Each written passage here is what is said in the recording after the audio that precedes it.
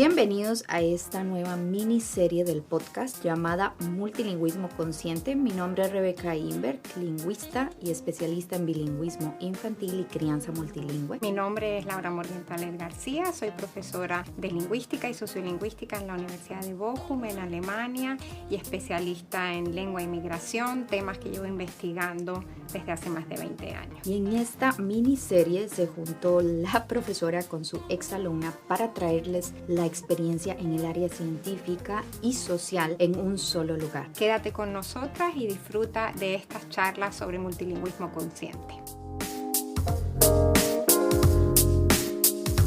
Hola y bienvenidos a esta miniserie de Multilingüismo Consciente.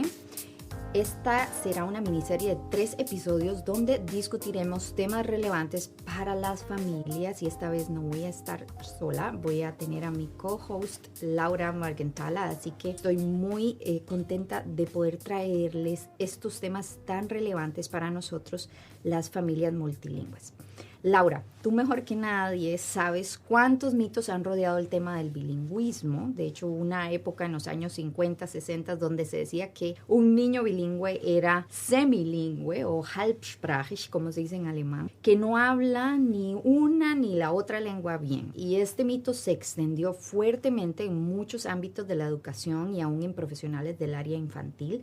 De hecho, cuando estaba haciendo mi tesis de maestría contigo, nos dimos cuenta al entrevistar a muchas personas del área infantil como logopedas, pediatras, directores de guardería, que se seguían propagando este tipo de mitos aún dentro de profesionales del área infantil.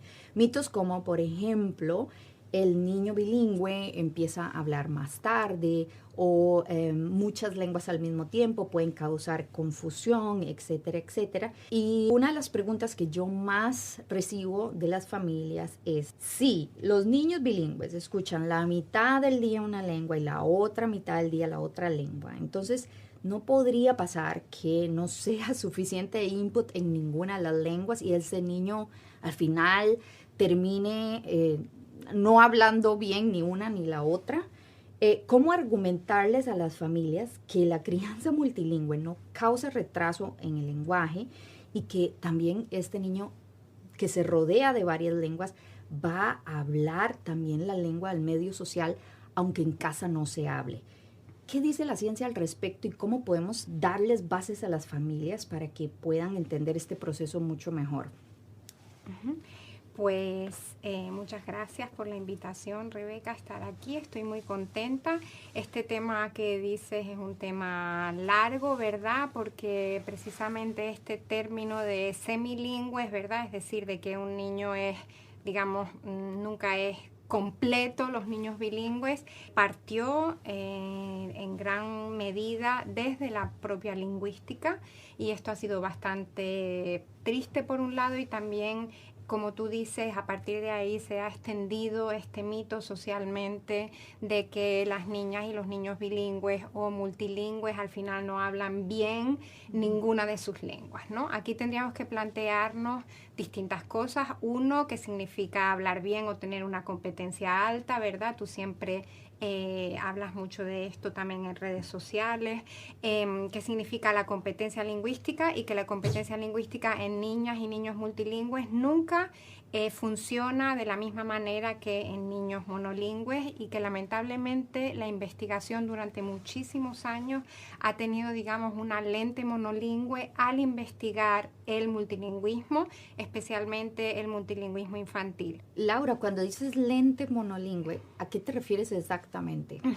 Me refiero a que tanto en el ámbito científico como luego esto se ha extendido al ámbito social o digamos que ahí hay como una interconexión entre las dos cosas, siempre nos hemos acercado al multilingüismo desde un prisma del monolingüismo. Esto es así porque, digamos, socialmente, históricamente, ha primado algo que podríamos decir una ideología monoglósica, que significa que asociamos siempre la normalidad al monolingüismo, ¿no? Cuando sabemos que en realidad lo normal es ser multilingüe, si lo miramos a un nivel mundial, ¿no? Hay datos específicos, por ejemplo, aquí en Alemania, que se supone que es un país monolingüe, digamos, oficialmente, no como Bélgica o Suiza, ¿verdad? Algún tipo de dato, por ejemplo, que uno pueda ver, wow, sí, las cifras en realidad no son tan monolingües como pensábamos, hablando específicamente de Alemania, porque, por ejemplo, en Estados Unidos es el segundo país del mundo con más hispanohablantes, Exacto. ¿verdad? O sea, ahí ya hay un bilingüismo casi social, ¿verdad? ¿Cómo funciona esto si hay cifras o aquí que en Alemania que se puedan nombrar? Es difícil saber exactamente cuántos niños crecen de manera multilingüe, porque no podemos siempre inferir que de los números de migración eso directamente significa que los niños crecen de manera multilingüe, pero sí podemos partir del hecho, y de hecho se sabe, de que una gran parte de, digamos, de los niños de familias con experiencia migratoria crecen con más de una lengua en casa, y las estadísticas hablan pues de entre un 20 y 29%, o sea, en realidad bastante.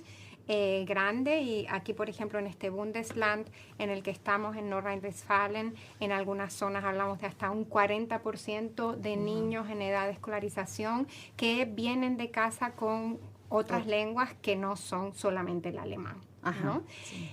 Para volver a lo que me preguntaste antes, Rebeca, yo creo que es normal que las familias, digamos, por la presión social que existe, se pregunten qué va a pasar con mi niño o mi niña, realmente va a aprender la lengua del medio, ¿no? Y lo que la sociolingüística ha demostrado y nos ha enseñado durante muchísimos años de investigación es que al final la lengua del medio siempre es la lengua dominante. Es decir, la preocupación es lógica, la podemos entender, ¿verdad? También como madres, pero no está fundada en el sentido de que el input que se recibe en la lengua del medio social es tan fuerte que nunca lo podremos comparar con el input que se recibe de la lengua de casa si no tenemos cuidado en cómo hacemos las cosas en casa, ¿no? Sí, y eso, bueno, eso es como el pan de cada día. Exacto. De mis asesorías, ¿verdad? Cuando llegan las familias con niños que no están hablando las lenguas familiares y los padres se preguntan por qué. Si desde el principio yo hablé la lengua, y bueno, cuando uno se pone a ver qué hay detrás, se empieza a dar cuenta que hay muchas cosas que influyen en esta transmisión de las lenguas familiares.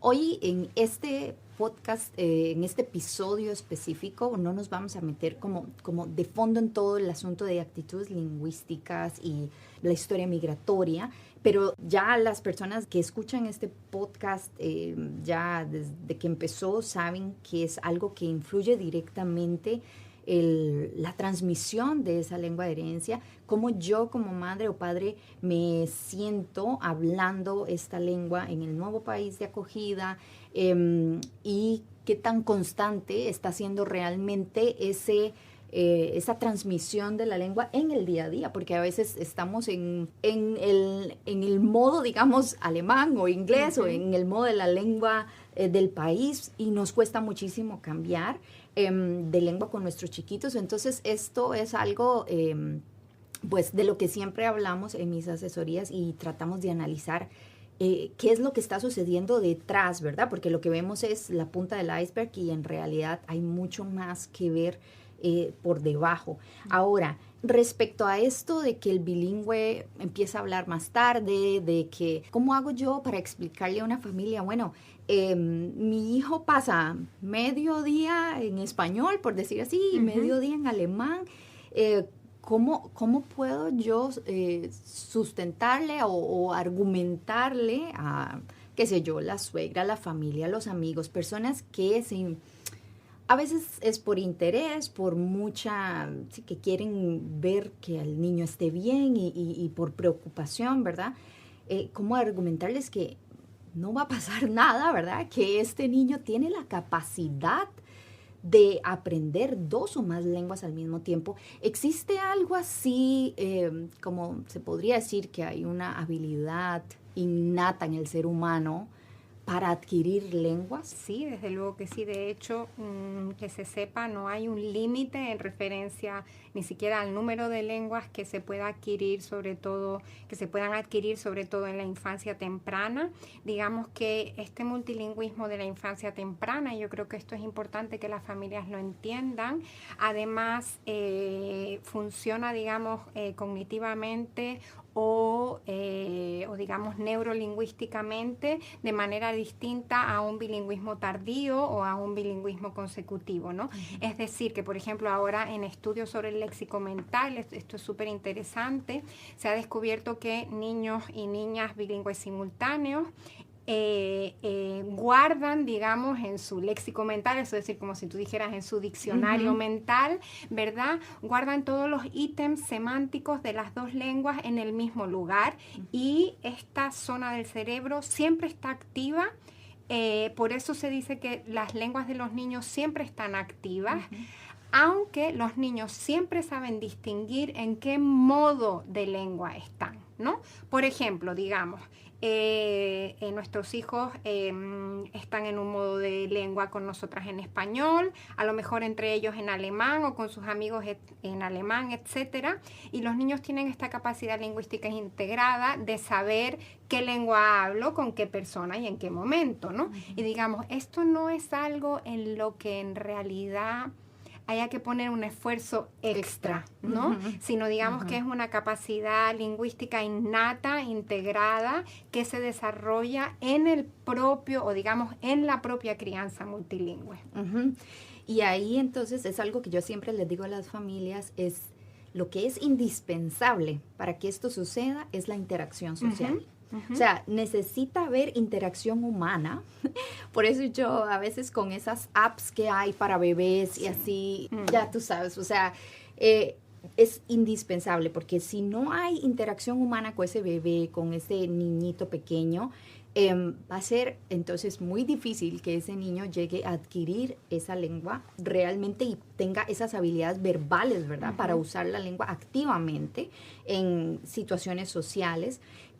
Estaba leyendo un estudio también acerca de bebés bilingües realizado en Canadá y estaba François Grosjean también dentro de este estudio, varios autores del área del bilingüismo y la psicolingüística, y ellos examinaron bebés donde bebés monolingües y bebés multilingües, ¿sí? Entonces, lo que observaban era el movimiento de los ojos de los bebés al escuchar una nueva palabra. Les ponían un objeto enfrente, o sea, el objeto de la palabra que estaban escuchando, y se veía cómo la estrategia, digamos, de los monolingües era, escuchaban una nueva palabra, buscaban un nuevo objeto con su mirada. En cambio, los bebés multilingües, acostumbrados desde el nacimiento, casi que desde el vientre de mamá, a escuchar dos o más lenguas, no necesitaban un nuevo objeto, estaban como casi condicionados a decir, ok, esta es otra manera para poder decirle a este objeto de esta, ¿sí? De esta forma. Es decir, el bebé, un bilingüe o multilingüe, no buscaba un nuevo objeto, sino que ponía su atención en el mismo objeto. Entonces, el autor que hablaba de este experimento decía que, bueno, es que no es que el bilingüe y el monolingüe tengan las grandes diferencias, ¿verdad? Para nada, porque se ha visto que alcanzan los hitos del lenguaje a la misma edad, pero sí puede ser que la estrategia de adquisición varíe un poquito, ¿verdad? Entonces, yo creo que este tipo de cosas a las familias les dan como un tipo de tranquilidad de, ok, sí, entonces el cerebro de mi bebé sí está preparado para esto, especialmente, por ejemplo, familias a donde entre la pareja se habla inglés, entonces se sienten como, ay, Rebeca, es que yo creo que es mucho, porque yo hablo español, por ejemplo, mi esposo habla búlgaro, vivimos en Alemania y entre nosotros nos hablamos inglés, esto es demasiado, esto es una ensalada, el niño va a tener problemas, y esto exactamente que dijiste de el niño sabe en qué contextos, con qué persona, con quién mezclar y con quién no Exacto. mezclar. Todas estas cosas es maravilloso observarlo y verlo en las realidades también de las familias que, por ejemplo, han tenido asesorías conmigo donde padres hablan inglés entre ellos y me vienen a preguntar, Rebeca, ¿debemos cambiar la manera de conversar nosotros como pareja? Yo, no, o sea, si es auténtico para ustedes usar esa lengua, sigan, no hay problema, el chiquito no se va a confundir. Y 2, 3 años después vienen a mí y me dicen, Rebeca, es increíble. Mi marido, por ejemplo, la semana pasada me dijo, pásame el agua, y mi bebé pasó el agua al papá. O sea, había entendido la frase que el papá le había dicho en inglés a la mamá, aunque ese bebé nunca tuvo pues ese input directo hacia ella o hacia él, ¿verdad? Y eso es en realidad maravilloso y súper bello de observar. Yo creo que eso también sucede porque en realidad desde mucho antes de lo que pensamos ya tenemos, digamos, como esta capacidad sociolingüística. Eso quiere decir, no solamente tenemos, o sea, no solamente los bebés o los niños tienen esta capacidad integrada multilingüe, sino también tienen, digamos, una especie de feeling sociolingüístico, diría yo, ¿no? Tienen una especie de saber sociolingüístico, como te decía, que en realidad en la sociolingüística decimos qué persona habla qué cosa, en qué contexto y por qué, ¿no? Entonces, digamos, esta capacidad sociolingüística es integrada igual que la es, digamos, la neurolingüística o psicolingüística, ¿verdad? Entonces, por eso, en realidad, este ejemplo que tú dices, no, desde un punto de vista de la sociolingüística, no es tan llamativo porque el niño ahí adquiere a lo mejor un conocimiento más pasivo, ¿verdad?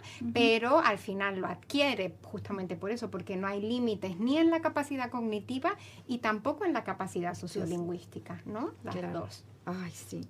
Maravilloso, este tema es realmente fascinante. Laura, y por ejemplo, ¿qué variables sociales pueden influir en el desarrollo lingüístico de los niños multilingües?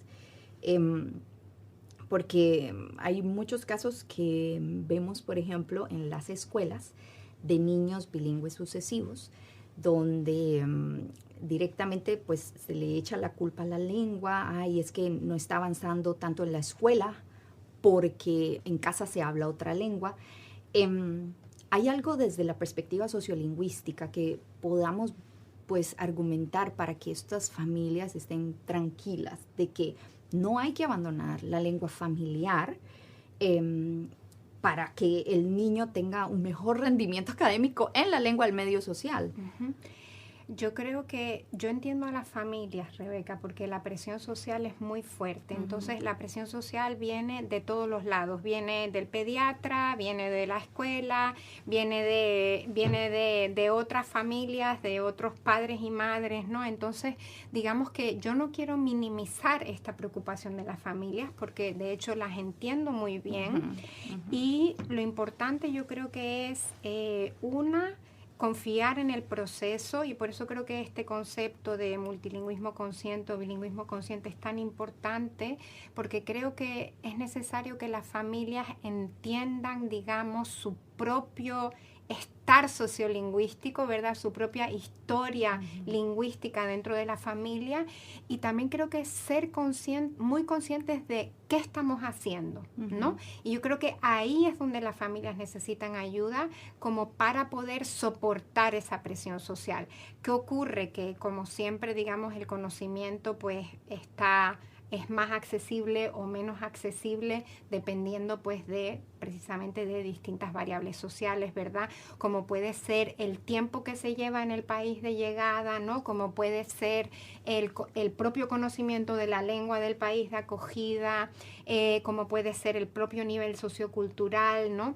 Entonces yo creo que por eso es tan importante el trabajo, por ejemplo, que tú haces de divulgación para que todo tipo de familias y de personas, independientemente, digamos, del momento del proceso de migración en el que están, puedan ser conscientes, pues, de eso, ¿no? De cuál es mi historia lingüística y qué significa llegar a un país donde hay otra lengua dominante que no es la que se habla en casa. Entonces, bueno, yo creo que en realidad ahí lo que ayuda es información, ¿no? Porque la presión social sí existe, ¿verdad? Hablaremos de esto otro día sobre discriminación lingüística, ¿verdad? La presión social sí existe, es normal que las familias sientan esta presión social y no es fácil defenderse de ella porque además viene desde instituciones de poder como podría ser la escuela, como podría ser incluso la guardería o el kindergarten. Entonces, digamos que las familias necesitan, primero, ellas mismas sentirse muy seguras de lo que están haciendo y también necesitan información. Sí, totalmente. Y hablando de información, hay un último punto que me gustaría tocar en este episodio y es el bilingüe o multilingüe no son varios monolingües en uno. Y hay muchos reels en redes sociales, en TikTok, estos vídeos a donde ponen a los bebés o niños a traducir, ¿verdad? Y entonces, ¡ay, qué lindo, qué dulce, qué cargas, qué pro! Son lo máximo estos niños. Y yo tengo una sensación ahí, como unos sentimientos encontrados, porque esa no es la realidad del bilingüismo. Eso no es el bilingüismo infantil. Vaya, dígale a papi que la comida está lista. Papá, das Essen ist fertig. Ok, ahora dígame en español todo lo que pasó hoy en el weiß ich nicht, Sachunterricht. Mi hija se quedaría como, ¿qué, mami? No sé cómo decirte todo lo que aprendimos hoy en la escuela. Claro. ¿Sí? Entonces,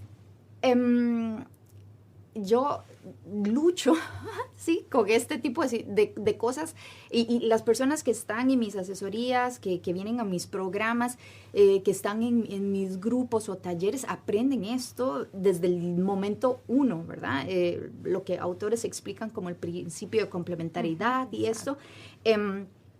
¿Cómo podemos, desde una perspectiva tal vez más científica, argumentar que esto no es la realidad del niño bilingüe? No, esta perfección, ese balance perfecto entre las lenguas que puede decir exactamente todo en una lengua en la otra. ¿Cómo lo argumentamos a las familias? Bueno, digamos que aquí yo creo que además del concepto que tú ya dijiste, el principio de complementariedad, está que tenemos que entender que las lenguas tienen distintos dominios de uso, ¿verdad? Entonces, ¿eso qué significa? Significa que, pongamos en un caso en Alemania, una familia que en su casa se habla turco, griego, y en el medio, la lengua del medio social es el alemán, ¿no? Digamos, ahí lo que ocurre es que las lenguas tienen distintos dominios de uso. ¿Eso qué significa? Que tienen distintos espacios sociales en los que se utiliza, con lo cual, digamos que, por supuesto, y esto tiene que ver también con lo que hablábamos al principio de donde partió este mito falso y en realidad terrible del semilingüismo, ¿no?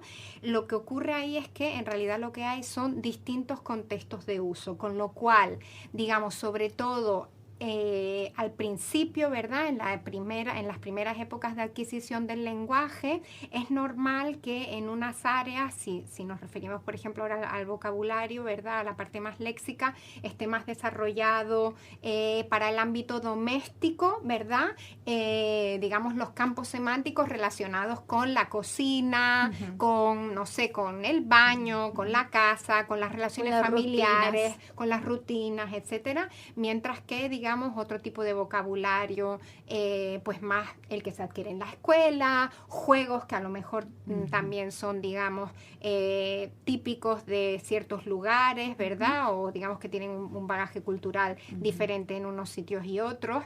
Digamos, eso los niños no pueden traducirlo de manera inmediata. Eso no significa nunca que, digamos, su capacidad bilingüe o multilingüe esté disminuida, por así decirlo. Más bien lo contrario, es lo normal en la crianza multilingüe, ¿no? Es lo normal cuando un niño o una niña crece de manera multilingüe. Yo siempre le cuento un ejemplo a mis alumnos.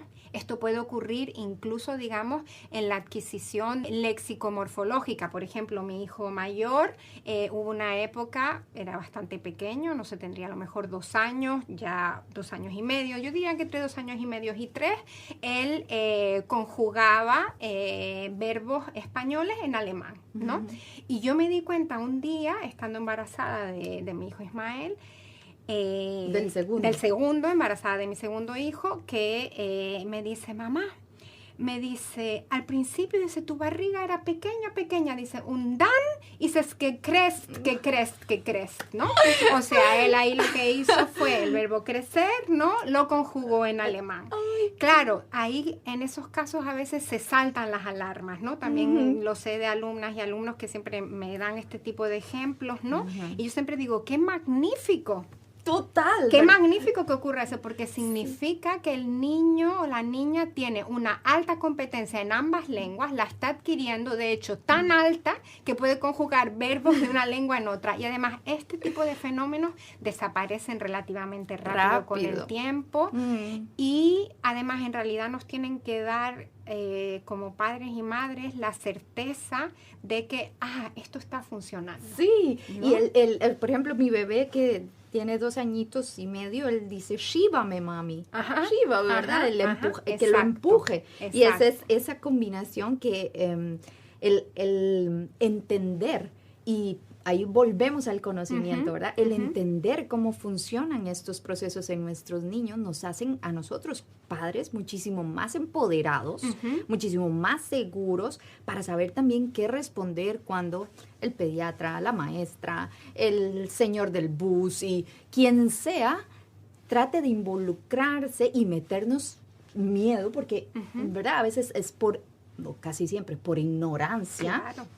Que las personas pues hacen este tipo de comentarios, así que yo veo que es indispensable el tener este conocimiento para sentirse muy seguros y ver que este tipo de fenómenos no tiene nada que ver con la poca competencia que el niño está teniendo, sino más bien lo contrario, claro, ¿verdad? Que claro, ahí se ve que se están desarrollando esas lenguas, que son lenguas activas a nivel cerebral, que están dándose estas conexiones que van a hacer entonces en algún momento que ese niño pueda expresarse muy bien en sus lenguas y usarlas en los contextos que lo necesiten. Así que, Laura, yo creo que este episodio resume de manera muy potente varios puntos y no sé si hay algo más que quieras agregar.